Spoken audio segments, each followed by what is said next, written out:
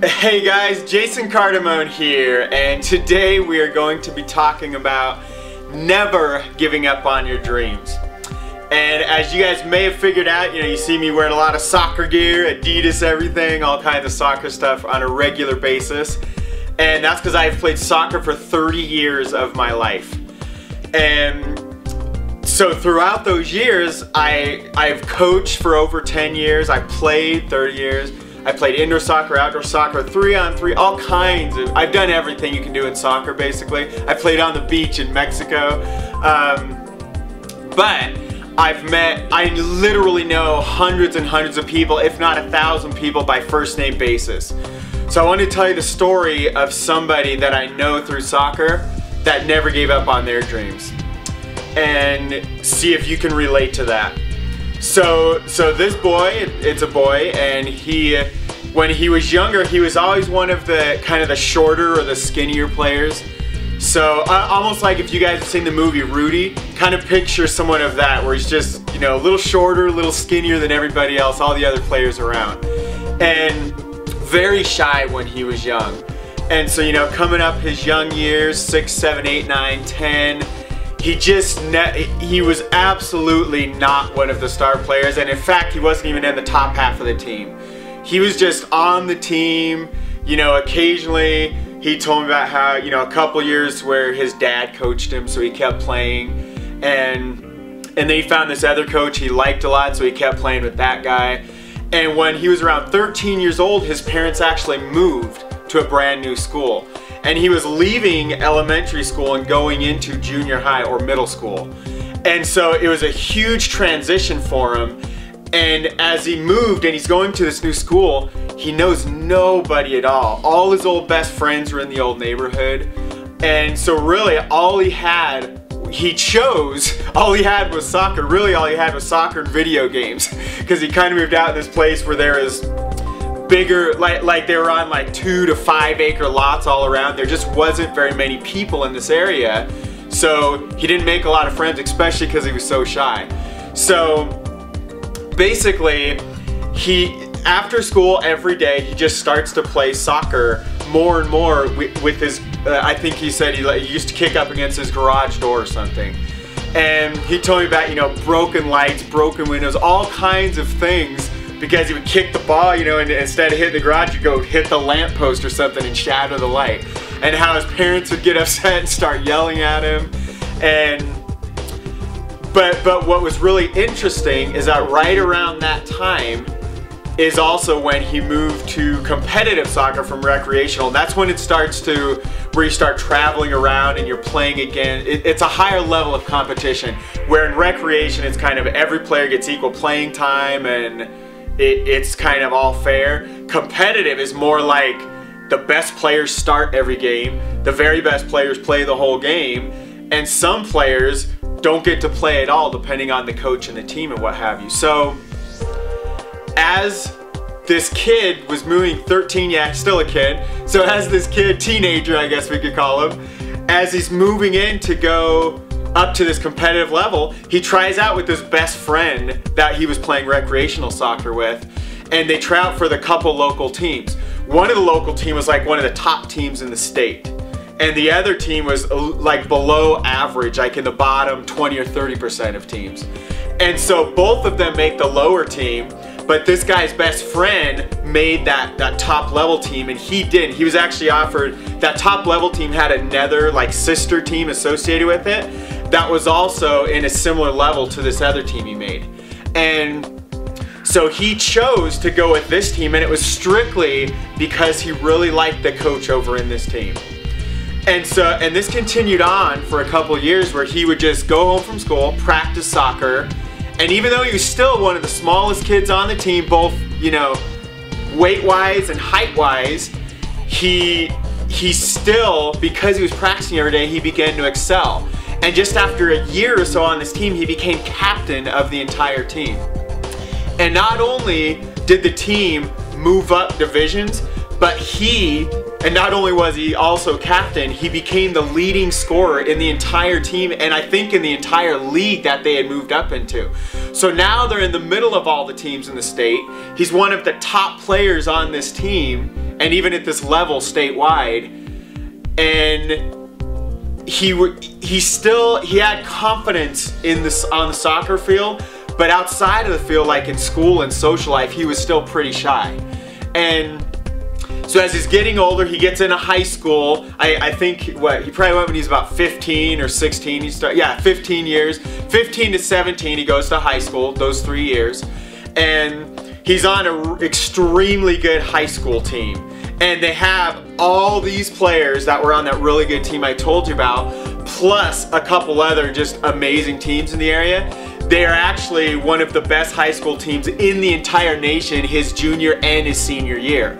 And even though he was at the upper of this middle league, he probably could have started on this high school team that was nationally ranked, but his confidence just wasn't there because he was intimidated by these quote other good players that are coming from the better league. And so even though he had the skills and the passion and the work ethic, that's why that coach had made him captain, because he had so much, just even though he's one of the smallest kids, he just never stopped. It didn't matter if they're losing 5-0 or winning 5-0, he never stopped. He never stopped running. It didn't matter if he's about to throw up or if he thought he was gonna die. The kid just wouldn't quit working ever. Nothing was gonna stop him. And so he continued on, and in high school they actually won the state championship his junior and his senior year. And it was really amazing, even though he never started a single high school game. I think he did tell me he started a game or two, but it was against the worst team in their league, where they literally would win like 10-0 or 15-0 those games. So the high school coach, even though they're nationally ranked, he would start all the guys that never got to normally start to kind of keep their spirits up. So he did get to start games, but the majority of the games, he did get to go play in all of the games. He just didn't start as one of the main players. So he may get, out of, I think the games were 80 minutes in high school, he would get to play, 40 minutes, 30 minutes, depending on the game and the team and everything else. So he went on, and he told me about, when they went to the state championship when he was a junior, he didn't get to play at all. He just sat there on the bench and watched his team win state. And the next year, he actually started out, their team was ranked like 3rd or 4th in the nation, in the entire United States, one of the top high school teams. It was incredible. And I remember that because they had all these national players that were literally on the U17 national team, the Olympic development team. A couple of these guys went on to play full-on, professional, full-on for the U.S. national, the youth teams like U23 and U17 teams. So anyway, his senior year, they get all the way through. Of course, they end up in the state championship because they're amazingly talented. And he actually gets to go in. And there's like 20 or 25 minutes left in the game. His team's winning 1-0, and he goes in. And it's freezing out. I remember seeing that game, and it's like the field is frozen. And it's so cold, literally the ground is frozen and slippery. And it's below freezing outside. And it was just crazy for the kids to play soccer and that stuff. But he was the exact same, he was just running around like a madman. He just wouldn't stop, even though he's still one of the smallest guys on the team. So they go on, there's a few close calls, but he did great that game. They end up winning by a goal or two. And so they took state their senior years, and so he moves on, and what comes after high school? College. And so this kid, even though he didn't even start, basically was not a high school starter, even though he was on one of the top teams, he has his heart set he's gonna go play college ball. So he walks on to his local college team. And I remember him talking to me about, the only reason he even went to college, or all he cared about, he went to college because his parents wanted him to as well, but all he cared about was playing soccer. He loved the game so much. And so he literally chose the school that was closest to him, that he could afford the most, because he definitely wasn't getting any scholarship or anything like that, and he was gonna walk onto their soccer team. So he did just that. So he's like 17, I think he's kind of a late, he was underage for school. So he was just turning, maybe he just turned 18 as he's trying out for the college soccer team. And you know, one thing after another, he doesn't quite make the team, but the coach wants him to kind of keep practicing with him, but he can't be at the game. He can't sit with the team at the games, he has to sit with the fans during the games. But the coach kind of wants him to practice or to be around, at least watch the practice kind of a thing. So the coach was kind of looking at him, but they don't have room for him on the team. And there was no junior varsity at this college either, so he couldn't play with anybody. So he did tell me a story though, about so in high school, one thing that really stuck with him is their coach worked him really hard. And besides having this amazing talent pool, the coach, they had 2-a-day practices, and he just taught them a really high level of work ethic at the high school team. And so he carried that with him to college. And what really surprised him at this college, so he comes from a nationally ranked high school team to just a not nationally ranked, they're actually NCAA Division II college team, which is kind of a middle of the road division-wise for colleges. And so, and these guys at that time were at the bottom of that, so they're not a very good college at all. But in tryouts, they do have 2-a-days, but the 2-a-days are not as hard as the ones he had in high school. So he's kind of like, this is crazy, I'm just gonna work my butt off. And so this little skinny, short kid is running around like a madman with literally, even though he's intimidated, he told me a story how they have to run 2 miles in 12 minutes. And it's called the Cooper test. And his first year, he actually only made it, he didn't quite make it, he made it in 12 minutes and 13 seconds. He was really close to making it, but he didn't. But the crazy thing is that literally only 6 or 7 of the guys on the team actually completed it in 12 minutes. The majority of them didn't even make the time. And maybe it was more like 10 guys made the time. I'm not sure on those exact numbers. But he told me how he was like running around, and the guys that were already on the team, bigger, you know, seniors and juniors and sophomore, obviously bigger than him. He's this little tiny freshman kid that he's running around, and they're walking during this, you know, 2 miles in 12 minutes because they know they're not gonna make it. And he tells me as he's running by, he's like, come on man, you can do it. He's like patting him on the back. He's just this like ball of inspiration to people. It's crazy, and that's not what he was thinking. He saw, he was such a team player, he wanted to encourage these guys and just be like, I mean, he told me about it, if you were to walk on his high school team, you're like cut from the team. There's no way you could ever walk. But yeah, he's in college, supposedly the next level up, and there's guys walking in the tryouts. It's crazy. And these guys actually, what was really crazy, they actually made the team before he did. So you fast forward throughout the season, and he sticks around the team, he does everything he can. We go to the following year. So this is his sophomore year in college, and it's his second year in school, but it's his first year to try to play college again because he didn't play that first year. All he did is watch the team and practice with them occasionally. So he walks onto the team again, same drill, 2 miles, except this last summer, he actually didn't quite train for the 2 miles in 12 minutes, and he only did 2 miles in like, I think he did it in like 25 or 12:25 or 12:30, something like that. So a little bit slower than the year before, but think about it. Part of his mindset was knowing the mentality of all these guys on the team, and that you can actually make varsity even if you don't make the 2 miles in 12 minutes. That wasn't the deciding factor. There was other deciding factors to really make the team. So this kid realized that, and he's like, so he wasn't as motivated to make the 2 miles in 12 minutes. So his time's a little slower. Obviously that it didn't help him make the team, but he's a little more confident this year, and he's doing better in tryouts, and he knows he's so close to making it. And the coach they're making the cuts, and the coach has one-on-one talks with every player. And he talks to this kid. Maybe he's an adult now because he's 18. So he talks to this guy now, we'll call him a guy. So the coach sits down, it's one-on-one, he's like, look man, you're playing really well, and even some of the players on the team, they know you were here the whole last year, they really they love your attitude, your spirit, your work ethic, they like your skills. You're just not quite big enough, fast enough, skilled enough. You're not quite to the level, but you're really, really close. And in fact, we can only carry 17 people on our team, but you are player 18. So some people could actually take that. If you were to look at that situation, some people might say, forget this, man. I've spent the last year of my life and this is the second time getting cut from the team. I'm just quit, forget this. But this kid was like so inspired by that. Of course he was disappointed because he thought he could make it this year, but he knew he was this close. And actually in the back of his mind, he even talked about, man, maybe one guy will get hurt, or man, maybe one guy will move, or he'll drop out of school, or he'll get bad grades so he can't play on the team, and I'll get my way in. So he was really excited about that.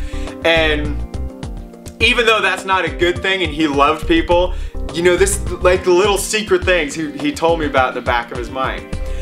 And so finally the time comes, the team actually has this away game. It's not really an away game, it's like a 20-minute drive from their school, but it's not on the school, you know, property, it's at a different school. So they're all getting ready to go, and in fact one guy was hurt or sick or something. I don't know what the deal was, but that magical spot was open. And he was so excited, he couldn't wait. And he goes to practice that day and he knows, because the coach told him he was the next guy to get on. He was so excited and he just knew it. He's walking more confidently onto that soccer field. And what happened next would definitely make the vast majority of all people quit right there on the spot. So he gets to practice, goes through that practice, and he's like, man, I can't wait, like, coach, what do I do? Like, do I get a jersey? Like, how does this work? Do I go on a bus with you guys? Like, how do we get there? He's all excited. And the coach actually talks to him. He brings another guy over there with him. And he's like, look, man, you guys are both right on the bubble here. They call it the bubble. And we're actually gonna flip a coin to see who gets to travel with the team. And his heart just sunk. The coach told him he was that player, that very next player. But yet some other random guy that had come out of nowhere and only practiced a couple times with the team. So this was into the season a bit. The guy had only practiced a few times, yet the coach wants to take one of the two guys. And so basically, let me take that back, guys. I'm mixing up his stories. This wasn't the coin flip, this was full out. The other guy actually got to travel, and it wasn't even, he didn't even ask the guy. The coach didn't ask the player, so the player goes to all the games with the team, obviously, because he's practicing with the team now every time. And so he's at this game and he sees this other player that's not on the varsity team playing at this local game. And he was like, what the heck? He didn't understand. So he tells me how he goes in, he talks to the coach, and even though he's a pretty quiet kid, you know, or guy, I guess, because he's 18 now, once again. So he goes in and talks to the coach, and the coach is like, yeah, you're right, I know I told you that, I apologize, but we have our game we have a game out in Los Angeles, and these guys are playing here in Colorado. So they're gonna travel from Colorado to Los Angeles, California. This kid had never been to California or to the ocean at all, and the coach says, I'm gonna actually flip a coin between you and that other guy, and whoever wins the coin toss is going to California with us. And he was so, like, emotions are all over the place. On one side, he was so excited because his chance was there, he's finally gonna get to play. On the other hand, he was so frustrated and upset at this coach who told him he'd been on the bubble, goes to this game and some other players playing, and now he has to leave it up to a coin flip, a 50-50 chance to get to go. Part of him was like, forget you, I'm out of here. But he didn't say that. And thank God he didn't. Because they go to practice the next day. The coach takes the two players, and he had talked to both of them about the coin flip, flips the coin. It's like slow motion. As the coin lands down, boom. The kid that was getting shafted this whole time, the kid that didn't get to play, and the skinny kid that just was nothing was working out, the coin came up on his side of the coin. The reason I know the story so well, guys, is because this is my story about soccer. And that's literally how I made my college team, with a freaking coin flip. Now I can tell you, because I know with every fiber in my being, even if that coin flip would have been tails instead of heads, and I would not have gone to California with that team, I would not have stopped. And I would have never stopped until I made the team. So fast forward a little more from there, I go to California, I don't start, but I get some playing time in all the games. Come back, I get more playing time. I end up playing the whole rest of the season with the team. Fast forward the next season in the spring. So we play soccer in the fall here. We're at the spring. Show up to spring practices. And there's me and one other guy. It wasn't the same guy that had been on. In fact, that guy just dropped off the scene. So that guy kind of disappeared halfway through the fall season. And so it's me and this other player plus all the starters, all the stars on the varsity team at the spring practice. And I don't know what it was, but the coach literally right there, he took me and the other player aside and he said, you guys have been really dedicated to this team for a long time now, and I love everything about you guys, and we have a little bit of extra money in our team funds. I'm giving you both a full ride scholarship. And it was literally one of the best days of my life. And I remember we were in the gym because it was cold that day when we practiced. We were practicing inside, and the coach tells us this, and I'll never forget. I walk out of gym, and we actually have to go immediately over to the athletic office and sign our full ride scholarship. So our school books, everything's going to be paid for this entire semester. And I remember we go over and we're signing our papers, and what was crazy, we weren't star players, but the person we were signing papers with, I'll never forget, she said something, because this really hurt me. And she was like, well, you're not a starter, you're not one of the star players, are you really supposed to be getting a full ride? How dare her take someone's dreams and trash them like that? That's crazy, and she probably didn't mean that at all. She probably didn't mean it the way that it came out of her mouth, but I will never forget that to this day. I can't believe, as excited as literally one of the best days of my life, and here's this person speaking doubt into me. You guys are gonna have the same thing your entire lives. No matter what endeavor you take on, that exact thing is gonna happen to you. And the scary thing, usually it's from someone way more influential than this person I barely knew. Usually it's from your spouse, your parents, your siblings, your loved ones, your teachers, your coaches, your pastors, your co-workers, your bosses. These are the people that comments like that come from, and they usually don't even mean it like the way that we take it when we're all excited about something. But it didn't get me down too much. As much as I never forgot that. I remember signing that paper, and I got out of there with my piece of the scholarship, you know, the proof I was going to get paid for, and I literally ran throughout the campus all the way to my car, which was in the parking garage. And oh gosh, that was literally one of the best days of my life, and I'll never forget it. And the reason why it was so good, guys, was because I had worked my tail off for years and years and years. And all of that, my dream all those years, guys, was to play professional soccer. And obviously on the way there, you at least have to be a scholarship player in college. In fact, you have to be a college star before you're ever going to play professional soccer. And so I'll never forget that day. It was one of the best days of my life, and it was a pinnacle of my soccer career. And another pinnacle actually came later that following fall when my dad was at the game. I'll never forget. I don't know who else was there, but my dad was there because he hardly got to see any of my games at all. And I didn't score a goal in all of high school, but I scored a goal in college. I scored one single goal. And I made some assists and stuff because I wasn't this like superstar offensive player. I was more of a middle guy. I play offense and defense. I support the team and help them score.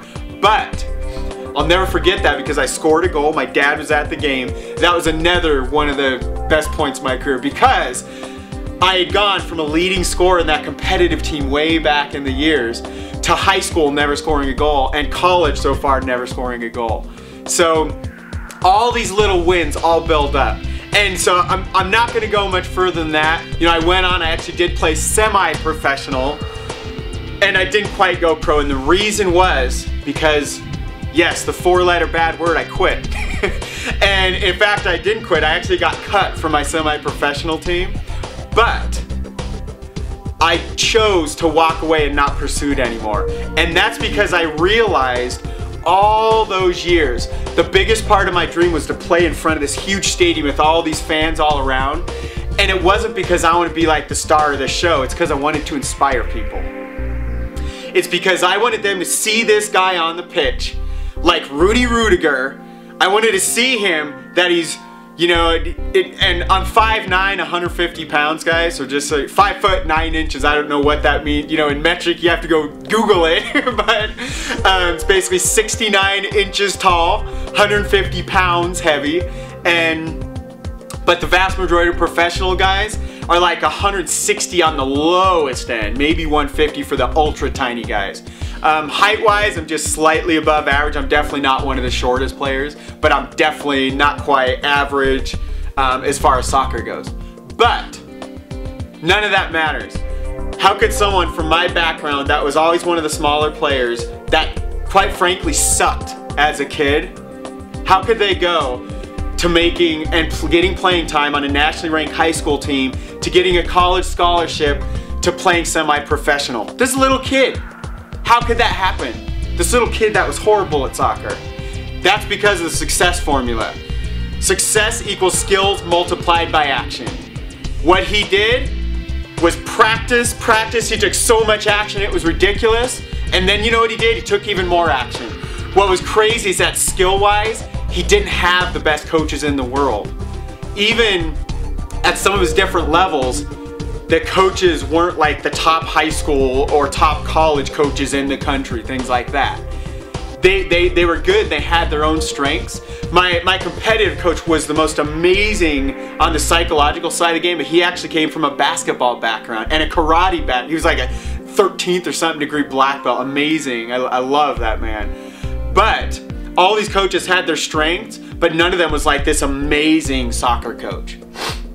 And in fact, I didn't discover an amazing soccer coach until after I played semi-professional.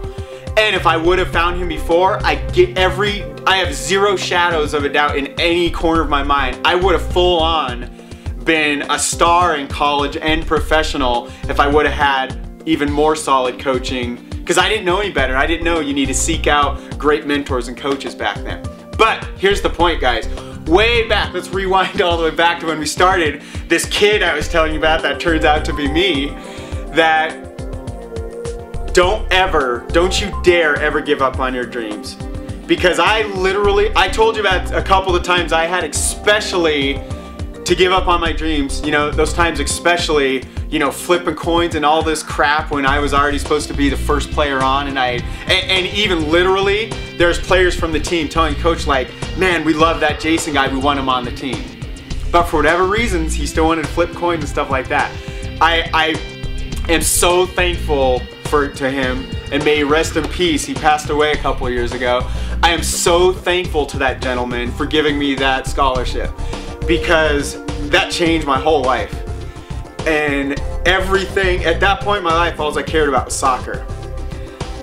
And so the reason I'm telling you guys this entire story, and if you could see, you know, tears and things, is that obviously I still love soccer. I actually have a knee and an Achilles injury right now, which is keeping me away from the game. I'm sure I will play again. I'm actually coaching my oldest kid right now. He's 6 and having a blast with it, even though he's definitely not the star of the team, but he has a great work ethic, and I could care less if he ever plays at any level. All I care about is that he's having fun and learning about his life. Just like I learned, my whole reason I wanted to be in front of people and inspire them and teach them. I wanted people to see this guy working hard and be inspired by that in some way. Like maybe if they're watching this guy in the soccer field and he's like the littlest guy literally knocking over the biggest guy in the field, and yes, I really did do that sometimes, and not out of anger at all, out of my right to fight for that ball, because it's mine just as much as it's his, even though he weighs 250 pounds. So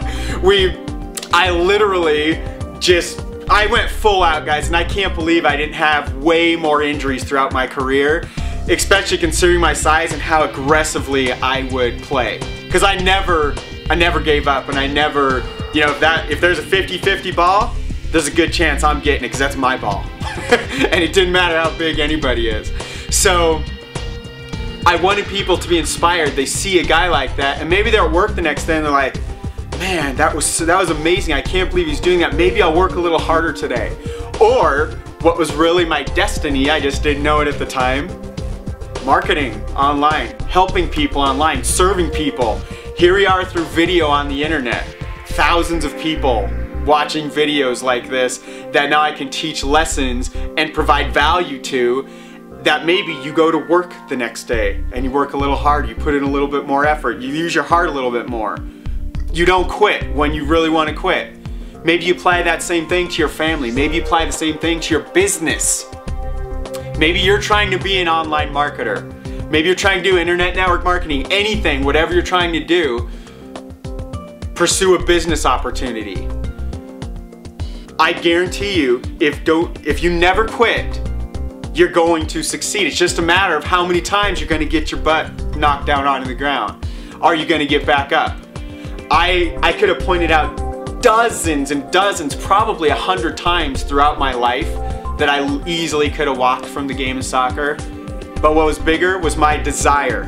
What was bigger was my fear. We're all driven by fear, avoiding pain and gaining pleasure.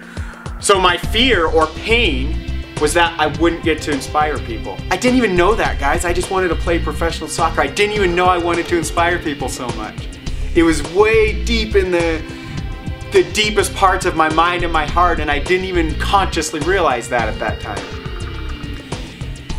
So, and I also want to remind you guys before closing here, one last thing. I'll never forget Les Brown talking about, don't you ever take your dreams and the things you could have done with your time here on earth, don't you dare take those to the grave with you. Imagine, I remember Les Brown talking about this amazing chef, and all the food he made just brought so much joy and happiness to everybody who ate it and tasted it. And it was amazing, every restaurant he touched. Except he passed away and he didn't have a cookbook or anything. All of it was in his head and it went with him. And now nobody could enjoy anything because he never left anything behind. So don't you dare quit on your dreams.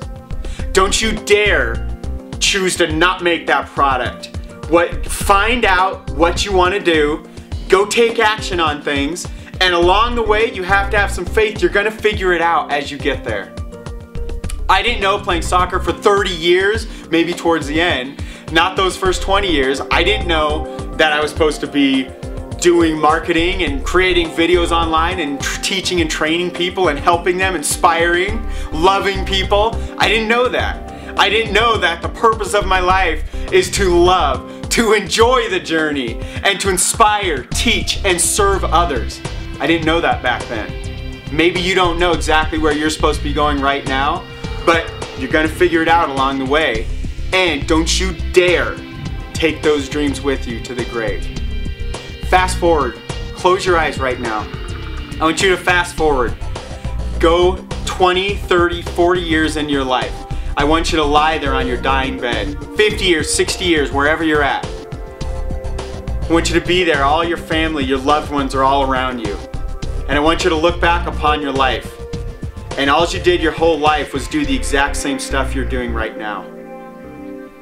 Imagine how that feels, that you're laying in that bed, your loved ones all around.